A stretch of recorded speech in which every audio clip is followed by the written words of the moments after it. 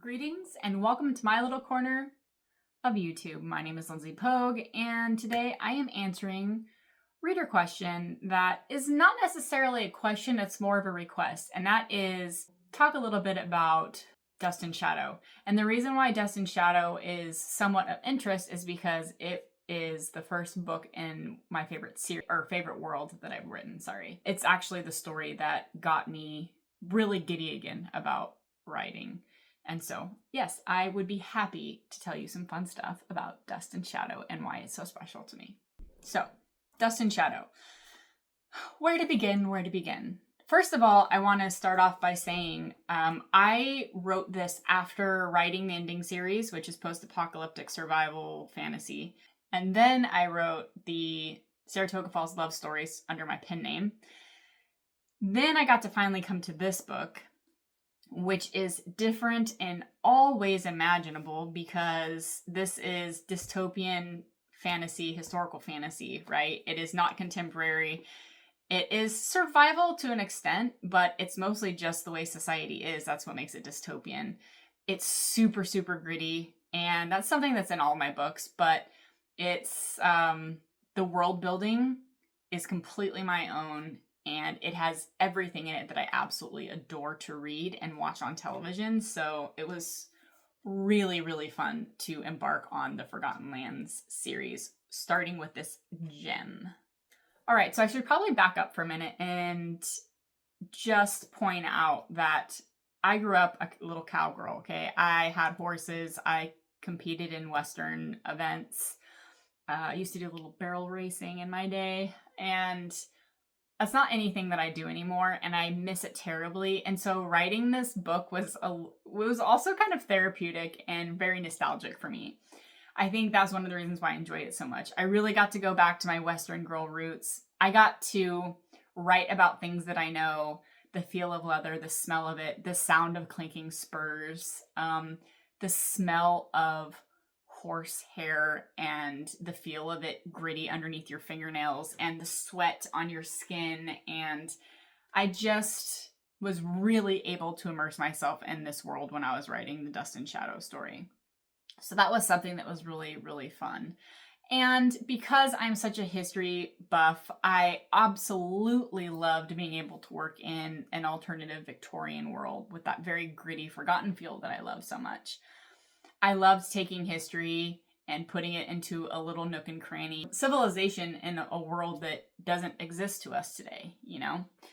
It was really nice, too, not to have to contend with electronics and modern day technology. Oh my gosh, what a palate cleanser. I think that's why I like writing these types of stories so much. I mean, there's a million reasons why, honestly, but I don't exaggerate much. There's only a million reasons why. No, but it's one of the reasons I love writing in these more historical feeling adventures. I am not bound by what is going on in the modern day world. I don't have to worry about cell phones and computers and satellites and all the things that make it really unfun sometimes to build worlds, you know?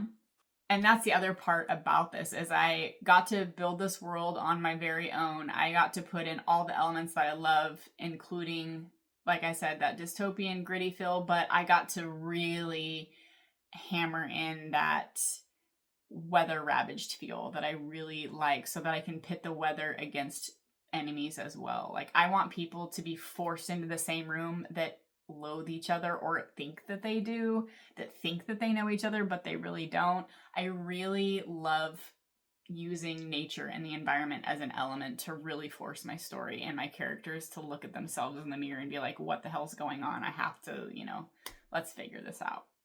I really loved being able to include the romantic element that is very kind of old school with the arranged marriage and, the courting and not, showing ankles. That's the no-no, before you're even touching hands, and a Victorian world where nothing is as it was, only lingering, only echoes of it. And life is altered and changed in this dystopian existence. And it was just really fun to play with. The absolute best part about writing Dust and Shadow, though, is writing my favorite morally gray character I have ever written, and that is Marshall Cunningham. If you have read it, you know what I'm talking about. That is a character that is so horrible, and yet I have a soft spot in my heart for him. He surprised me so much. I was not expecting to enjoy writing him as much as I did, for him to have as many layers as he did, and to just have such a depth to him that I never even realized was there until I started writing his character. And then so many parts of the story started coming together, and he was at the helm of all of it. In fact, the only reason why there is a Born of Sand and Scorn is because I wanted to learn more about his history. So one of the things we learn in Dust and Shadow is that he comes from a very long line of marshals, and they all have a secret that they're hiding. In a way, they're protecting the town. And so I wanted to figure out, like, how did that happen? Like, what did the beginning of it look like? And so that's why I wrote Born of Sand and Scorn. It takes place 300 years before Dust and Shadow. So check it out if you haven't listened to it or read it yet. So there you have it. I think that pretty much wraps it up. I could talk for hours about all my books, how much I love the characters, how much I love writing rakes who hang out too much in saloons, and spoiled brat men who have to step up to the plate, and women who have to let their guard down and let people in, and writing all these deep, dark secrets and creating these worlds where people have to be stuck indoors with each other because otherwise they'll be killed in the sandstorms. Like, all the things that are so fun, all the reasons why I love this story and this world. And this was the gateway to all the stories that I've written in the Forgotten World since.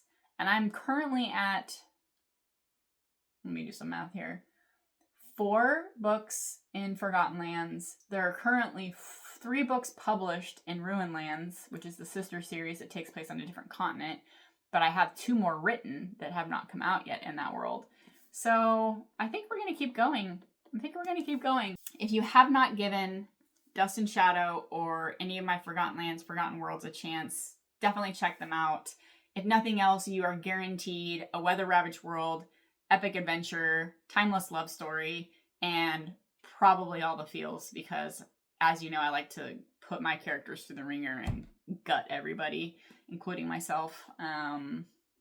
It's all in good spirit, so we can all have a happily ever after at the end.